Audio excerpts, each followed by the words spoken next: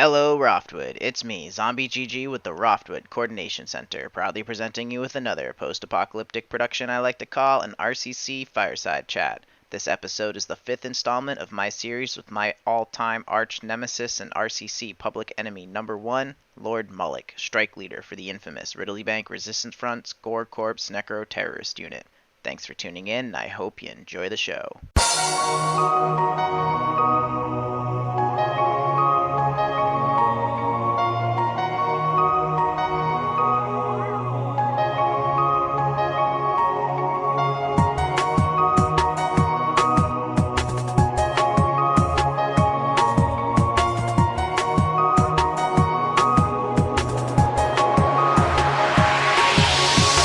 I'm glad you brought back the matter of allies, actually, because with telling all these long stories, it's easy to lose things like that.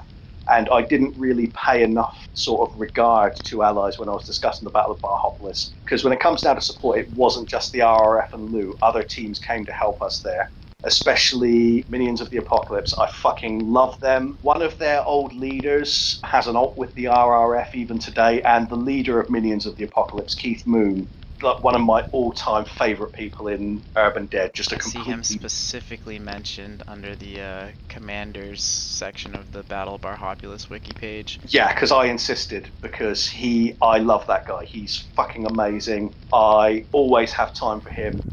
And he still plays presently? I don't think he does, no. I haven't seen him in a very long time, but I would 100% have him in my team if he was available. So he's one of your like big favorite people in this Urban Dead game, huh? Well, let me put it this way. There were 3 people in the game who I would always run stuff by if I had any kind of questions or concerns, or I felt I needed advice on something. They were Distinguished of the RRF, there was Zoe Zarg of the RRF, and there was Keith Moon. He was the one guy outside of the RRF that if he said something was an issue, I considered it an issue. And he led the Minions of Apocalypse? Of the Apocalypse. They were one of the old school big zombie teams from back in the day. By the time I became Papa, they were down to about 15 people. But as far as I was concerned, just his experience... 15 can be pretty powerful, man, if it's a tight crew. But then we're talking about back when the game was 50,000. Damn, that's so unbelievable to me. Yeah. So you're talking about you were talking about 15 people in a game in which that's maybe enough to ruin an NT building, maybe, if they all strike at the same time. So the guy's a real leader, and he's a thinker, and he's very opposite to me in that he's very mellow, he's very chill, nothing really phases him. And so I always knew if I was getting pissed off about something, run it by Keith. If he doesn't get pissed off about it, that means I'm overreacting. I'm blowing it out of proportion. So I need to that's so cool. You have that awareness and the humble attitude to recognize someone to like help give you a check. I'm like that with Lostfire in the MMS. Lostfire is the head administrator for the Malton medical staff, and I kind of relate. Sometimes I can get a little too emotionally wrapped up in current events in this Urban Dead game.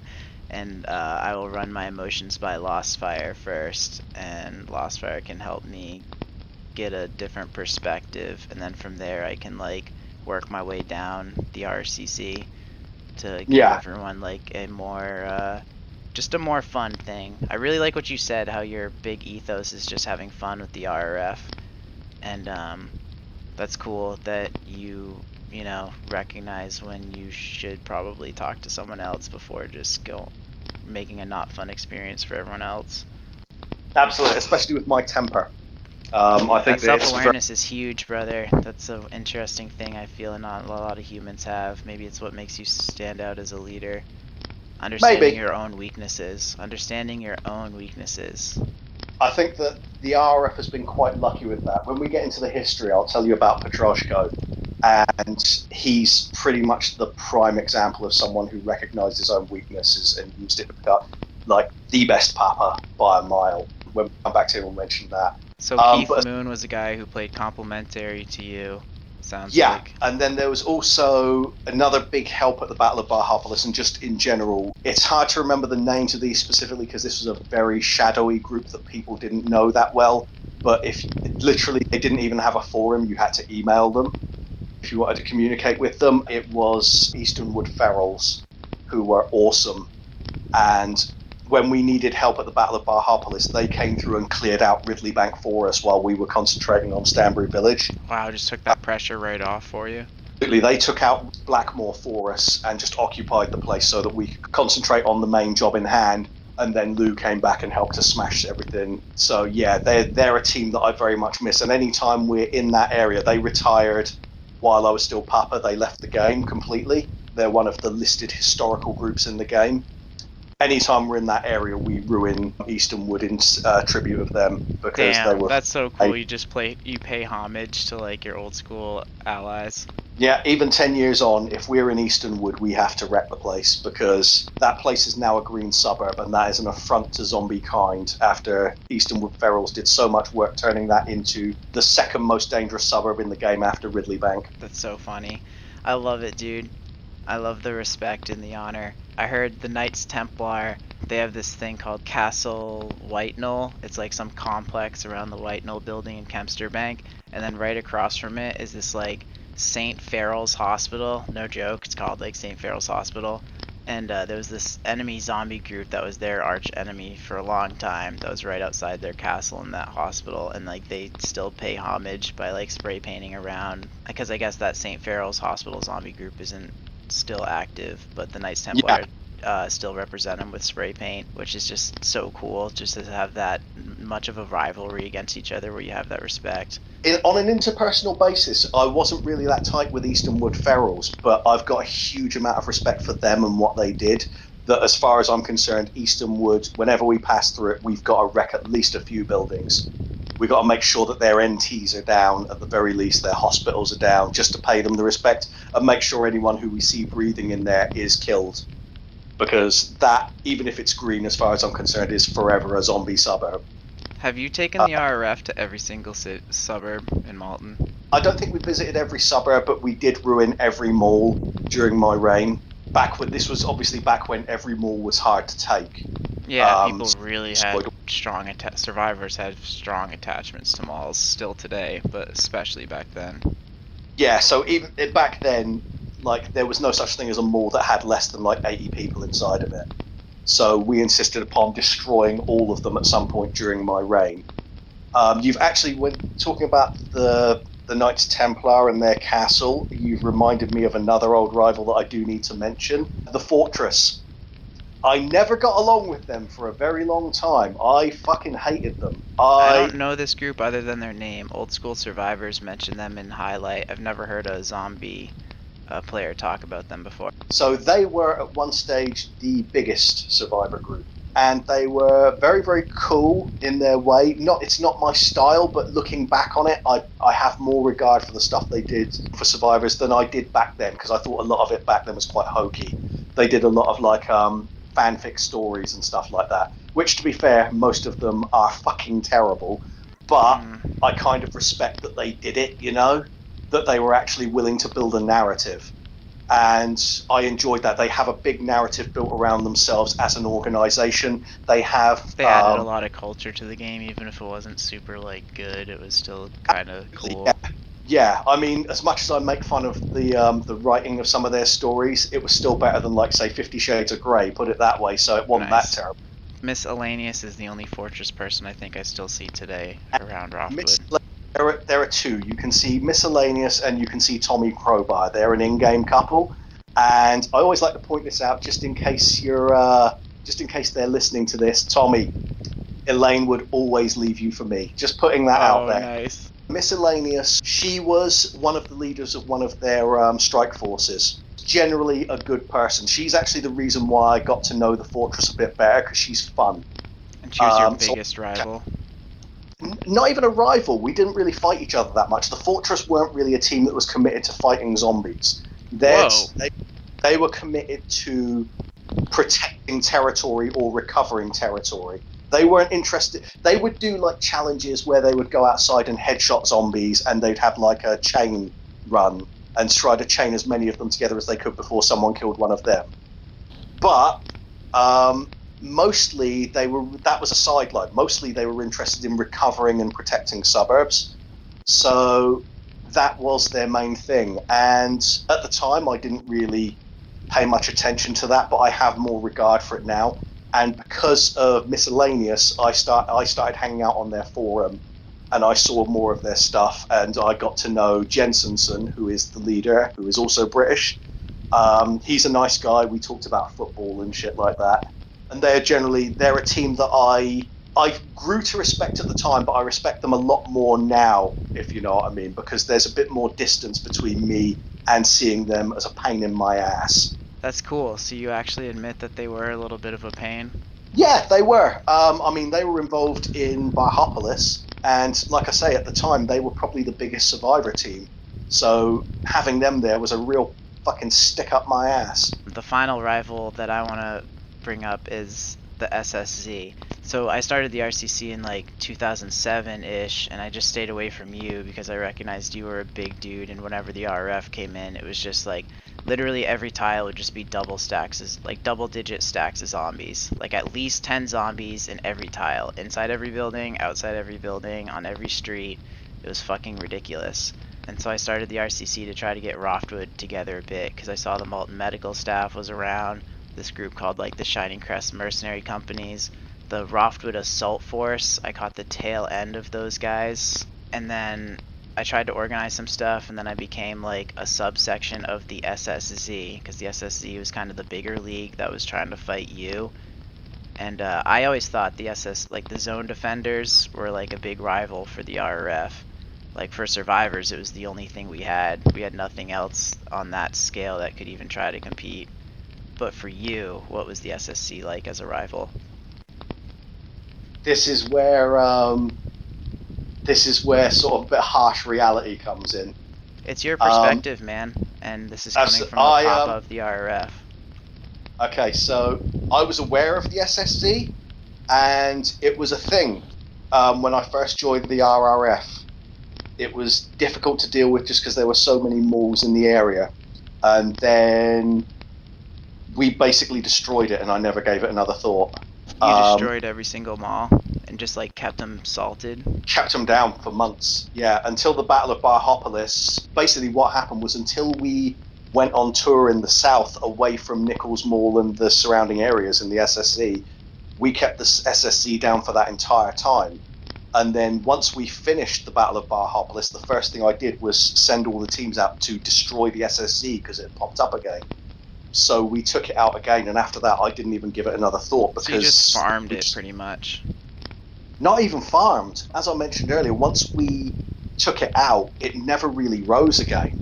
Like there'd be like the occasional incursion, like one of the malls would pop up again, and it'd last for about a week, and then we'd spot it and we'd just wipe it out. So the SSC, I was aware of it, and it was definitely a thing that I had in my mind, like we don't want that to become a thing again. So anytime we saw it popping up, we would just like kick it straight out of Molten back again. It was a thing for a while. Like when I first joined the RRF, there were parts of, even when I became Papa, when we were rolling through, after we'd done Ackland and we had done Stickling Mall in Sheerbank, as we were going through, I consciously avoided Hildebrand because I knew we couldn't take it at that Capital stage. Of the SSZ. Absolutely, so we avoided it at that stage, and then barricade blocking was introduced, and the first thing I did was hit it. Yeah, we used that as a test. Like, if this barricade blocking thing is going to work out, let's see what it does to a mall like Hildebrand, which we know is probably too strong for us to take under the old rules. And we just absolutely poleaxed it. We put 15 people in with the first break-in, and there was just no chance of barricading from there. The Gore Corps killed everyone else who was in that corner in a lightning strike, and then that was it. Hildebrand didn't last like another 6 hours. But yeah, I mean, the SSC was a thing, but by the time I'd been Papa for about 4 months, it wasn't a thing anymore. It sprung up again during Barhopolis just because we were all diverted with dealing with that. But after that, that was it. We annihilated it. That was pretty much it with that phase of the history. And on that note, mate, I'm going to pause quickly to grab my tea, and then we can segue into the what happened after retirement thing. Yeah, that'd be cool. Your return to game and rebuilding of the Horde. Yeah, won't be a sec. Okay, have you taken another hit? No, but I can. That's probably a good idea. So 2009, you retire from the RRF and you appoint Johnny Bass as your successor. And then, what year did you come back? Okay, so there's a bit of sort of intervening history there. What happened was initially I just stepped down as Papa and took like a month away, and I was contemplating running the Gore Corps for Johnny. And in the end, I found that I didn't even have the energy to do that anymore. I was just too sort of burned out with the game. So I faded away from the RRF and went much more to Resensitized, where over the course of the previous months, I had gone from being like a regular reporter and a hunter to being a moderator to being the moderator, the senior moderator. I was also invited into some of the more sort of clandestine investigation groups who basically had information on pretty much every major player in the game, including me. And we would check stuff like that out. We would go on mass investigations, and I became the guy who was updating the Zerg list. I was passing judgments, and I was also the one who invented the Zerg Hunter League table. So that became my main thing, and I probably lasted in that. I retired from the RRF as Papa in about September 2009. So was it like Lord Moloch deactivated and you're using your like Caesar Augustus Zerg Hunter guy? Yeah, pretty much. Lord Moloch, I retired him in one of the dark buildings inside Ridleybank and just sort of left him there fully stocked up, and I got someone to revive Just put him in his tomb like a Necron in 40k or something. Yeah, basically I went to a building, stood outside of it, got someone to revive me, and then I dirt napped so that if the time ever came, I could just stand up and start running. But after Resends, basically I lasted with Resends until sometime in about 2011, and that's the point at which I just dropped out of the game completely. I hit the 1,000 Zerg mark, 1,000 confirmed Zerg kills, which put me like 250 ahead of everyone else in the game. And I was like, that's the point to cut it off. I've done my bit, I've done my part to keep the game fair, I've handled the Zerg list, I've created this hunting league table, I'm now leader of this table, I'm going to retire and let other people take it over. And it kind of fell off a cliff after me, because the guys who came after me weren't really as committed as I was, but that's kind of to be expected because I tend to go a bit all in on things. But after that, other than occasionally popping up, whacking a few people when there was like a bad incursion and someone put up the Moloch signal and I would just sort of jump up and shoot some people, I didn't really come...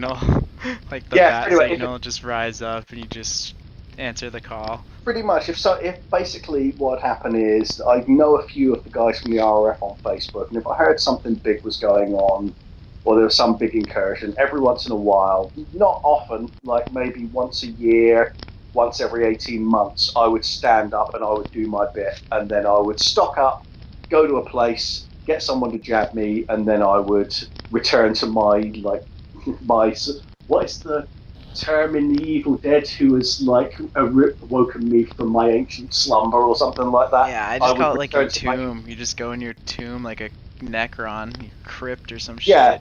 Your casket. Basically, yeah, I would go there, and then eventually it became a fairly long period of like about 3 years. I did pop up at one stage, not so much in the game, but on Baja.com, because I wasn't happy with the leadership as it was, but didn't want to like come in and try and like run a coup myself. So were you still keeping up with the forum, like checking in on the forum, even though you weren't really playing the game that much? Every once in a while I'd go on the forum to see what was going on. Basically the leadership was not of what I would consider an acceptable standard. So I went in and tried to inspire them, basically. Give them a bit of energy. Here's what I think you should do. Like send a bunch of PMs out rather than like confronting people in public. Just saying to them like, here's some ideas how you can make things a bit better. That'll sharpen things up. And in the end, that kind of also became me trying to convince a couple of people to maybe push themselves forward as the leaders and get the other guy to retire because he wasn't doing the job. They didn't have enough commitment, so I went back to sleep. And then another 3 years passed, because that was in about 2015. And then what happened was in about 2017, the Baha.com forum was vaporized.